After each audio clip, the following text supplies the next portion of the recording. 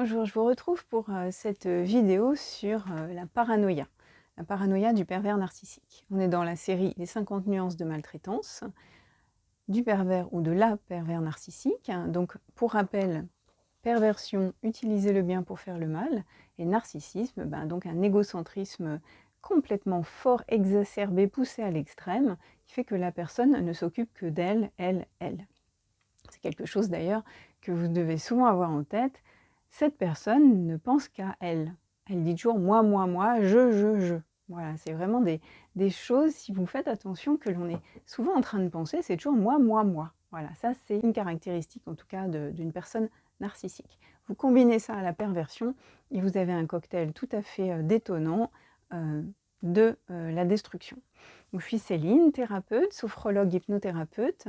J'accompagne les personnes sur différentes problématiques et notamment donc, la perversion narcissique pour aller comprendre tout ce qui est arrivé dans sa vie et comprendre aussi en quoi il y a encore des ressorts et finalement des fonctionnements, des blessures qui ont été ancrées de cette relation, soit via les parents, soit une relation affective, soit une relation professionnelle ou amicale, ou parfois thérapeutique. Donc il y a des empreintes, il y a des pertes, on va dire, de confiance en soi, d'estime de soi, qui peuvent laisser chez la victime de perversion narcissique, du coup, comme une plaie béante, et un manque, un vide qui se détecte de l'extérieur par les pervers narcissiques ou les personnes toxiques qui sentent qu'elles peuvent du coup comme pénétrer en vous, entrer en vous et finalement vous faire subir bien plus que ce qu'une personne neutre pourrait subir et vous faire vivre encore une fois l'insupportable. D'où l'importance de travailler sur soi. C'est quoi travailler sur soi? C'est travailler avec un thérapeute qui connaît la perversion narcissique parce que c'est tellement dingue la perversion narcissique que ça ne se devine pas. Et si on ne l'a pas vécu, on ne peut pas le comprendre. Personnellement, je l'ai vécu. J'ai fait beaucoup d'immersions auprès de plusieurs personnes et de plusieurs métiers, de différentes situations à différentes époques. Et je l'ai étudié vraiment énormément. Vraiment beaucoup d'angles de vue, de théories et de personnes qualifiées dans ces domaines. Retour aujourd'hui là sur cet aspect important, la paranoïa. Alors, de nouveau, je souligne un paradoxe. Je vous disais dans une vidéo précédente que le pervers narcissique, sa caractéristique, c'est qu'il ne détecte pas quand il est lui-même victime d'une manipulation. Si une victime joue la candide auprès d'un ou d'une pervers narcissique, il se peut qu'il ne détecte pas la technique, la manipulation. Cette personne, elle essaye d'esquiver quelque chose ou elle essaye d'obtenir quelque chose. Hein, professionnellement, ça peut être j'essaye d'obtenir des horaires de travail qui seraient plus intéressants.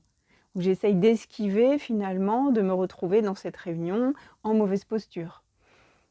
Si vous utilisez les outils, on va dire, du ou de la candide, bien souvent, le pervers narcissique ne les détecte pas ou il n'a même pas envie de les détecter. Parce que quand on fait le candide, c'est qu'on fait la victime blessée, on est la souris blessée, et lui, finalement, ça lui plaît bien. Lui ou elle, hein, quand c'est une pervers narcissique. Les ressorts de la perversion narcissique sont chez les hommes comme chez les femmes. Vous subissez les mêmes mécanismes, les mêmes 50 comportements en même temps. Et c'est bien ça, du coup, la difficulté de la perversion narcissique, c'est de subir tous ces mécanismes en même temps, de dissonance cognitive, de paranoïa, finalement de flou, le totem d'immunité, la culpabilisation, la triangulation et tous les autres qui vont avec. Donc, il ne détecte pas la manipulation dont il est victime, peut-être même parce qu'il n'a pas envie de la voir, que ça satisfait son ego, que la victime soit en train d'essayer de jouer de trois choses. Mais en même temps, si on séduit son ego, ça passe.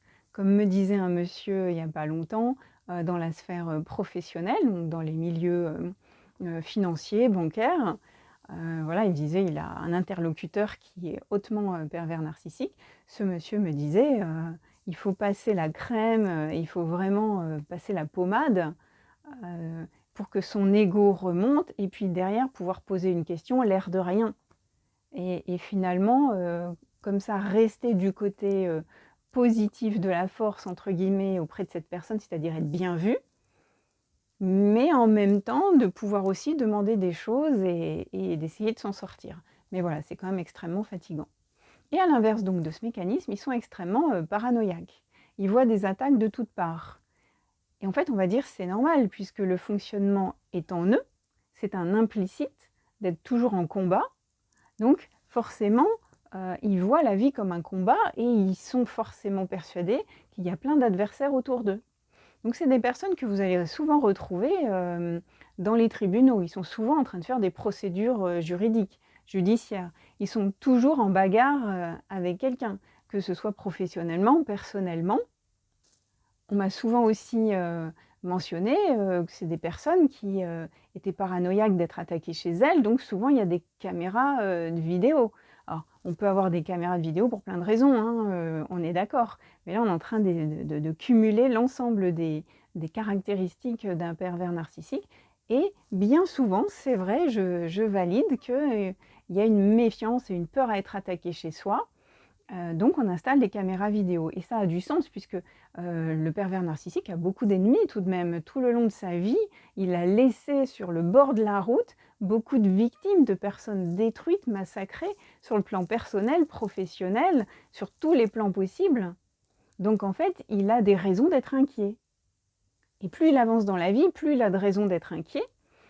Bien souvent, ils s'en sont pris à des gens empathiques, agréables, ce qui fait que ce ne sont pas des personnes qui vont se venger, mais il y a tout de même parmi ces personnes qui ont été agressées et qui ont été massacrées, qui ont peut-être perdu des sommes colossales, ou qui ont perdu une maison, qui ont perdu un projet professionnel, qui ont perdu beaucoup, beaucoup, beaucoup, ou même il y a des gens qui n'aiment quand même pas être trompés, et bien il peut y avoir des personnes tout de même qui cherchent à se venger. Moi je connais une personne au cabinet, ça a beau faire des années qu'il a subi la perversion narcissique, je peux vous dire qu'il a énormément de mal à renoncer à toutes les idées qu'il a en tête de vengeance. Donc voilà, il faut toujours faire attention à ça, hein, parce que quand on se venge, ça ne soulage pas forcément. Et puis surtout, on peut se retrouver dans de sales draps et se retrouver en justice. Ne gâchez pas votre vie pour un ou une pervers narcissique. Alors, dans la catégorie professionnelle, moi, j'ai vu des patrons qui étaient toujours en train de se dire que c'était les salariés qui étaient nuls. Voilà, ils sont complètement parano que les salariés ne vont pas faire le travail. Ou quand après ils quittent l'entreprise, ces salariés dénigrent. Dans la sphère de l'enfant pervers, enfin de l'adulte pervers narcissique, de dire mes parents m'ont tout le temps ignoré, dénigré, et là maintenant ils me harcèlent de messages. Ils veulent à tout prix qu'on reprenne le lien, la communication. Donc je suis harcelée de messages. Ils ne m'oublient pas. Ils sont toujours en train de vouloir quelque chose. Je suis harcelée par mes parents. Je vous partageais donc toutes les personnes qui ont été roulées par le passé, qui veulent se venger éventuellement.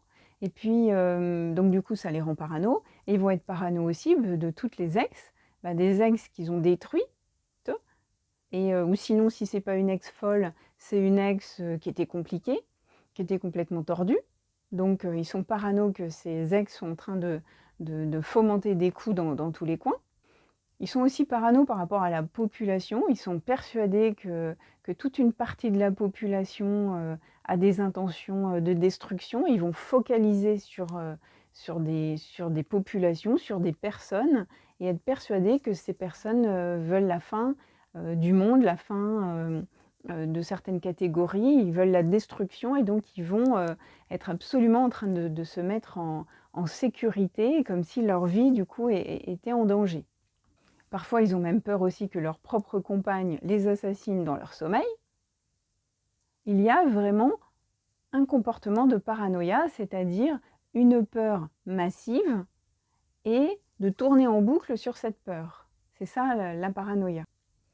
Le paradoxe, c'est qu'en fait, ils disent se moquer complètement de ce que pensent, disent ou font les autres personnes. Comme ils dénigrent les gens, vous allez vous dire, du coup, ils ne vont pas s'occuper des autres, des ex, ils continuent d'avancer dans leur vie sans s'occuper. Eh bien, en fait, comme tout est paradoxal chez le ou la pervers narcissique, au contraire, ils vont tourner en rond sur quelque chose qui a été dit ou qui a été fait. Par exemple, je me rappelle d'une dame qui me disait que son ex-compagnon pervers narcissique était toujours en train de sélectionner des belles femmes. Il sélectionnait professionnellement les meilleurs collaborateurs. Il sélectionnait toujours les meilleures personnes pour être autour d'eux. Et elle disait, si jamais je lui disais qu'il était quand même extrêmement sélectif, eh ben, il se mettait dans une rage folle. Et il devenait complètement enragé, il pouvait tourner en boucle pendant 2 jours, et en fait, il peut y avoir une récurrence comme ça qui les mène à tourner en boucle pendant des mois et des années sur un sujet. Donc, ils sont désintéressés, disent-ils, de la vie des autres, mais ils sont complètement, on va dire, anxieux à l'idée qu'on puisse dire du mal, comme là, être trop sélectif pour lui, c'était dire du mal. Donc il est complètement en boucle et complètement paranoïaque sur le fait que là, elle dit, et peut-être d'autres vont dire du mal de lui. Parce que si sa compagne disait qu'il était sélectif, peut-être que du coup, elle répond cette rumeur, ou peut-être que d'autres personnes le pensent, et là, il y a une paranoïa qu'on soit en train de le dénigrer en disant que c'est un homme qui est trop sélectif, et ça, en fait, c'est une idée qu'il rejette. Donc, il est sélectif, mais il refuse de l'entendre, et il a extrêmement peur que tout le monde pense ça de lui. Et là, vous allez le voir tourner en boucle, vraiment. Quand je dis 2 jours, ça, vraiment, le côté sélectif, ça peut être quelque chose qui tourne en boucle et qui ne le quitteront jamais. Voilà, je voulais faire cette petite vidéo autour de la paranoïa, qui est quand même un élément capital, parce que quand le pervers narcissique est paranoïaque, il n'écoute ni n'entend plus rien. Il tourne en boucle. Et il se met en mode quasiment offensif. Il va mettre en place tout un ensemble de choses, il va aller rencontrer des gens, il va des fois avoir besoin de vérifier qu'on n'est pas en train de tramer quelque chose dans son dos. Et puis ça va énormément l'énerver, donc il va être en rage. Donc c'est quelque chose qui est très nocif, cette paranoïa, ça les tire vraiment vers le bas, et quand ils sont vers le bas, eh ben, les victimes autour d'eux vont souffrir, parce qu'ils vont avoir besoin de se ressourcer, de se recharger. Et donc, qu'est-ce qu'ils vont faire? Ils vont tourner en boucle, mais en exposant à la victime leurs soucis, ce qui fait que ça tire vers le bas toute personne qui entend ça en boucle. Et ils vont avoir besoin, du coup, de joie, donc de jubilation, donc ils risquent de vous faire du mal pour ressentir de nouveau de la joie et de la jubilation et sortir tant bien que mal du processus complètement délétère, nocif de la paranoïa. Donc là, on est dans une boucle infernale où les victimes vont se retrouver finalement à souffrir à côté du ou de la pervers narcissique qui est en crise de paranoïa. Voilà, j'espère que cette vidéo vous renseigne un petit peu. Si vous avez des questions, n'hésitez pas à les poser sous la vidéo, me faire des suggestions. Voilà, vous êtes les bienvenus pour qu'on échange, qu'on partage et qu'on s'élève tous ensemble pour ne plus jamais revivre cette maltraitance, cette cruauté de la perversion narcissique. Donc je vous rappelle, le travailler sur vous. Première chose, d'apprendre, de vraiment apprendre tout ce qui est important de comprendre sur la perversion narcissique. Deuxième chose, de comprendre ce que vous-même vous avez vécu, de pouvoir vous dire « Et oui, maintenant je vois bien que j'ai vécu ça, et il faisait ça, et elle disait ça. » Et voilà, et c'est ça les prises de conscience, c'est vraiment faire une association en pleine conscience de dire « Waouh, c'est vrai qu'il arrivait ça. Et ça, et maintenant je vois, et maintenant je comprends. » Ça, ce sont des prises de conscience. C'est le champ lexical de la prise de conscience. Troisième chose, passer à l'action de sortir, vite si vous pouvez, en jalonnant, en organisant la sortie si c'est plus compliqué, et ça l'est dans certaines situations. Quatrième chose, de vous reconstruire. Et se reconstruire, encore une fois, auprès d'un thérapeute qui connaît la perversion narcissique et qui va avoir des outils de transformation, de sortie du traumatisme, de reconstruction, qui sont autour de la sophrologie, de l'hypnose, de l'EMDR, Voilà, ce sont des techniques comme ça très puissantes qui permettent vraiment la guérison, la reconstruction. Et de mettre en place, des fois en une seule séance, certaines réparations et certains changements de comportement. Voilà ce que j'avais envie de vous partager aujourd'hui. Si cette vidéo vous a plu, je vous invite à mettre un petit like pour me soutenir, ça me fera très plaisir. Et puis abonnez-vous, activez la petite cloche grise pour être informé de toutes les autres vidéos.